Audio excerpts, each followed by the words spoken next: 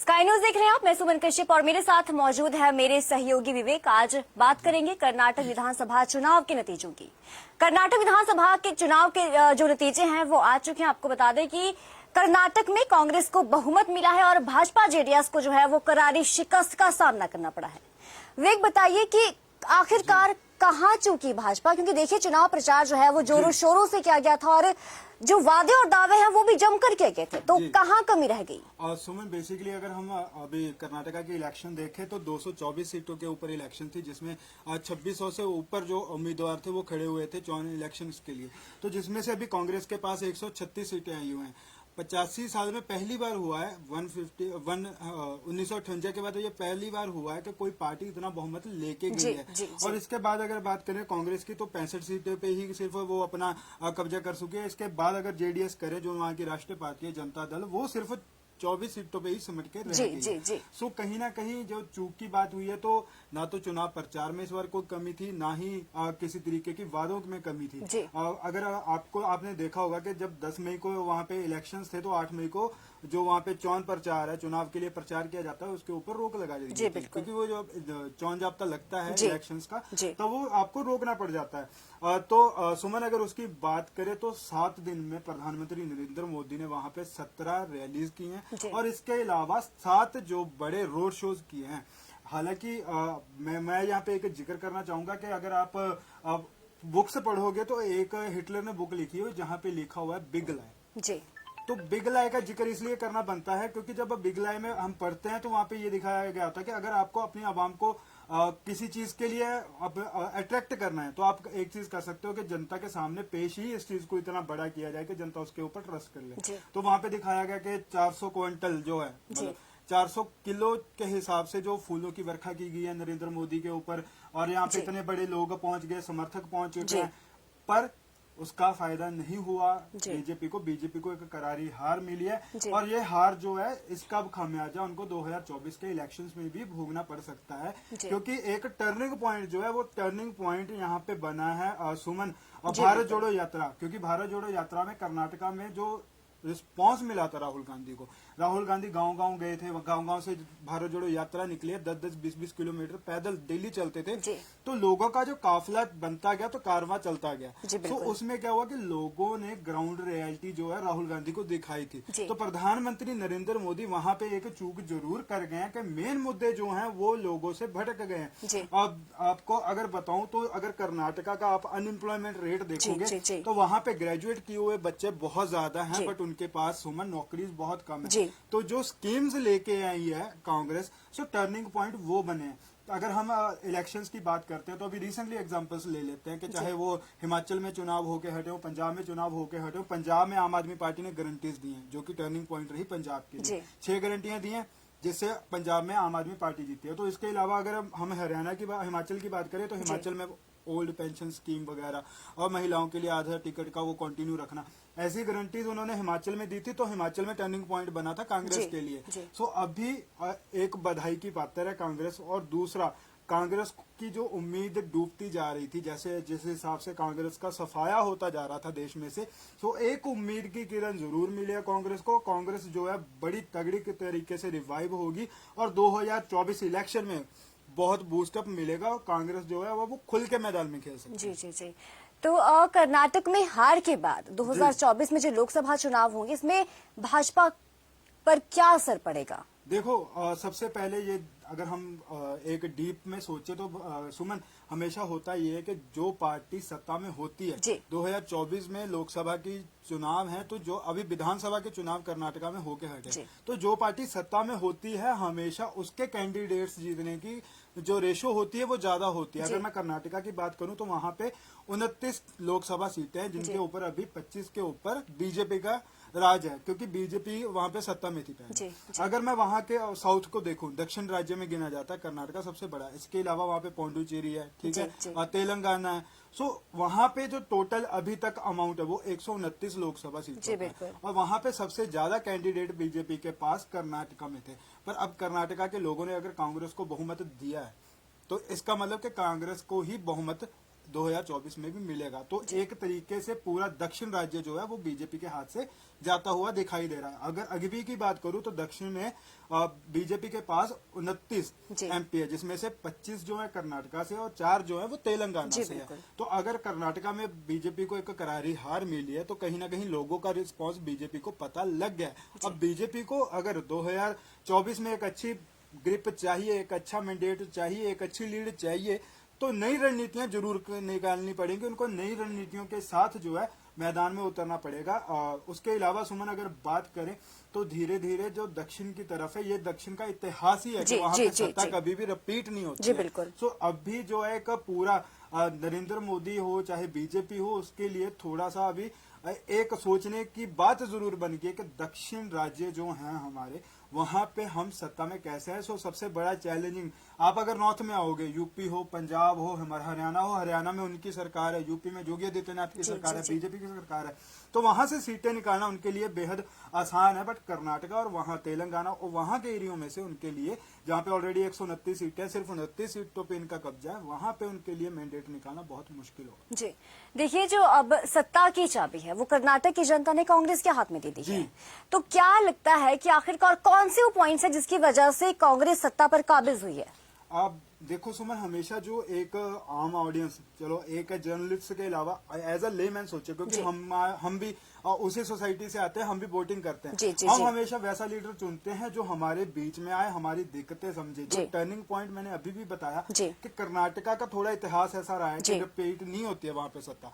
और अगर मैं अभी की रिसेंटली एग्जांपल लूं तो राहुल गांधी ने जैसे भारत जोड़ो यात्रा शुरू की, तो कर्नाटका हो चाहे जम्मू कश्मीर हो चाहे वो केरल हो, जहां जहां गए हैं वो, पंजाब में भी आए हैं, तो हमेशा देखा गया है कि एक लोग उनको बड़े मतलब एज अ न्यू यूथ के रूप में ले रहे थे, न्यू होप के साथ ले रहे थे कि नहीं यार ये बंदा हमारे बीच में आ रहा है। और उसके बाद जो मैनिफेस्टो होता है वो एक पार्टी को जिताने और हराने में बड़ा अहम रोल रखता है कि मैनिफेस्टो में लोगों के लिए क्या रियायतें हैं, क्या गारंटीज मिल रही हैं।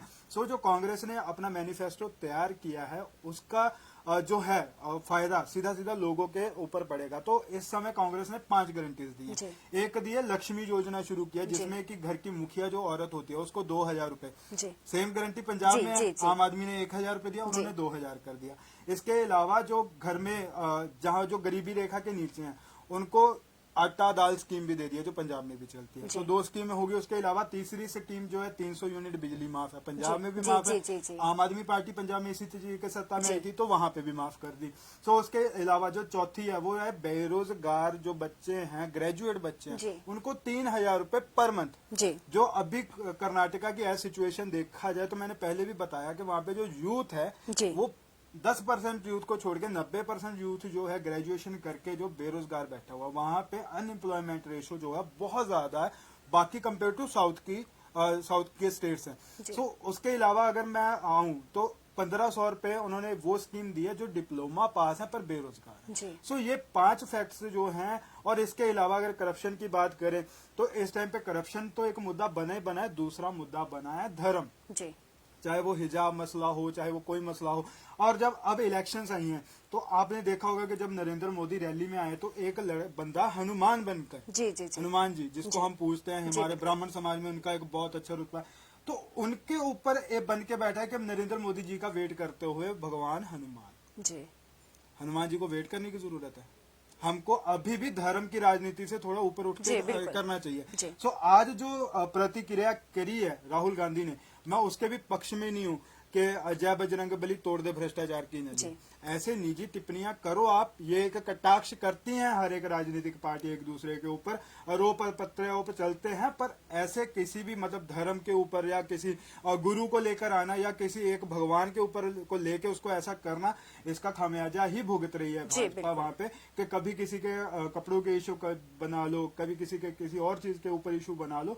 सो एक टर्निंग पॉइंट, एक अच्छा मैंडेट कर्नाटका को मिला हुआ है। बेशक पंजाब में अभी झटका लगा है कांग्रेस को कि कांग्रेस अपने गढ़ में हार गई है जलंधर में, पर उस जख्म पे मलहम लगाने का काम कर्नाटका के लोगों ने कर दिया है। एक बड़ा मैंडेट, अभी तक का सबसे बड़ा मैंडेट। सुमन, हमेशा अगर देखा जाए तो जहां पे वोटिंग कम होती है वहां पे ये हमेशा लगता है कि यार इस बार वोटिंग बड़ी रेशो कम हुई है तो कौन सी पार्टी जीतेगी। हमेशा जब भी काउंटर रेशो बढ़ जाता है वोटर्स का, तो एक चीज क्लियर हो जाती है कि जो कैंडिडेट्स हैं, जो लोग हैं, उन्होंने हमेशा सत्ता के अगेंस्ट में वोट किया है। वो टर्निंग वोट होती है। अगर आपकी वोट रेशो 50% से ऊपर बढ़ती है तो वो टर्निंग मानी जाती है। पंजाब में भी ऐसा देखा गया था कि 80% वोटिंग हुई थी। तो हुआ क्या, कांग्रेस और अकाली दल को लोगों ने पीछे हटा के आम आदमी पार्टी को ले आया। वो होते ट्विस्ट वोट। सो ऐसा ही हुआ है कि इस टाइम पे सबसे ज्यादा वोट रही है, 74% वोट जो हुई है वो हुई है कर्नाटका में। सो टर्निंग था, लोगों के पास आइडियाज भी आ रहे थे, जो सर्वे वगैरह आ रहे थे, इसके अलावा जो एग्जिट पोल आ रहे थे उसमें कांग्रेस को जीतता हुआ दिखाया गया था।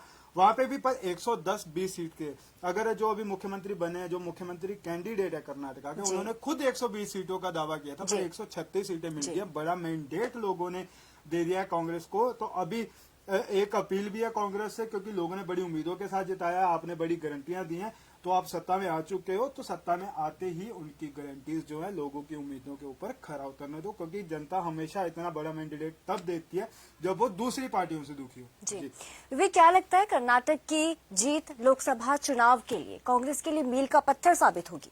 बिल्कुल। कांग्रेस को अगर हम अभी का कांग्रेस का वजूद देखें तो कांग्रेस के पास अभी कोई पीएम फेस नहीं है। चाहे वो मल्लिकार्जुन खड़गे, वो बेशक प्रधान जरूर बन गए हैं, ठीक है, राष्ट्रीय अध्यक्ष जरूर बन गए, पर वो पीएम फेस नहीं अनाउंस कर रहे। उसके अलावा बचे कौन जिन्होंने ग्राउंड में मेहनत की, वो है राहुल गांधी। पर अब जिस हिसाब से 2 साल की रोक लग चुकी है राहुल गांधी के ऊपर, उनकी सदस्यता भी जा चुकी है, तो राहुल गांधी इलेक्शंस नहीं लड़ सकते हैं। तो एक पीएम फेस को लेके जो अभी वाद विवाद बन रहा है, और अभी अगर कांग्रेस की अगर मौजूदा स्थिति की बात करें तो एक एक करके सारे राज्यों में कांग्रेस को हार ही मिली है।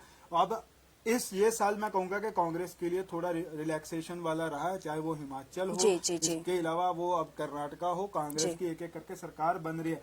पर साउथ में सरकार बनना, कर्नाटका में सरकार बनना, कहीं ना कहीं एक बड़ा मैंडेट जरूर लोकसभा चुनाव 2024 में है, वो लोगों के पक्ष जो है कांग्रेस की तरफ जाएगा। कांग्रेस को बड़ा इससे एक लीड भी मिलेगी, और कांग्रेस के लिए बूस्टअप है कि कांग्रेस को, अगर ये कांग्रेस चुनाव हार जाती तो कांग्रेस उस दौर से ना दौड़ती मैदान में। अब कांग्रेस को मैंडेट मिल गया तो कांग्रेस को भी लग रहा है कि हाँ, हम अच्छा काम कर रहे हैं, लोग हमको पसंद कर रहे हैं, और एक अच्छी सत्ताधीर तो ना बने, पर एक अच्छी स्ट्रॉन्ग कॉम्पिटिटर सरकार जरूर है, विरोधी सरकार जरूर है, विरोधी सत्ता जरूर बन के वो सामने आ सकती है। जी विवेक, भाजपा जो है वो कहाँ मुश्किल में पड़ी, किन वजहों से परिणाम जो है वो उम्मीद के उलट आए? सुमन, अगर हम कर्नाटक की मौजूदा स्थिति देखें तो कर्नाटका में जो है वो हंगर इंडेक्स में अगर देखेंगे तो कर्नाटका में जो गरीबी रेखा के लोग, नीचे के लोग हैं, उनका जीवन जो है वो बहुत दुश्वार हुआ पड़ा था। ना तो वहां पे कोई पब्लिक, उनके पास कोई पब्लिक प्रॉपर्टीज थी, मतलब बेघरों के पास घर नहीं हो रहे थे, ठीक है। उसके अलावा जो लोग हंगर इंडेक्स में जो गरीबी रेखा के नीचे, उनको किसी भी तरीके की सरकार की जो नई उन्होंने स्कीम्स बनाई है उसका फायदा नहीं हो रहा था। और इसके अलावा भ्रष्टाचार जो है वहां पे बढ़ चुका था, और इसके अलावा जो अलग अलग रिलीजन्स को लेके वहां पे बन रहा है, तो सिचुएशंस बनती हैं, तो वो एक बड़ा टर्निंग पॉइंट रही है। अगर भाजपा की अब की बात करें तो भाजपा ने कोई भी स्कीम वहां पे जल्दी लागू नहीं की है। हमेशा मैंडेट देकर या लोगों को धर्म के नाम पे वोटें नहीं मिलती हैं। कई बार लोग कुछ और चाहते हैं, हमको उनकी मजबूरी समझनी चाहिए।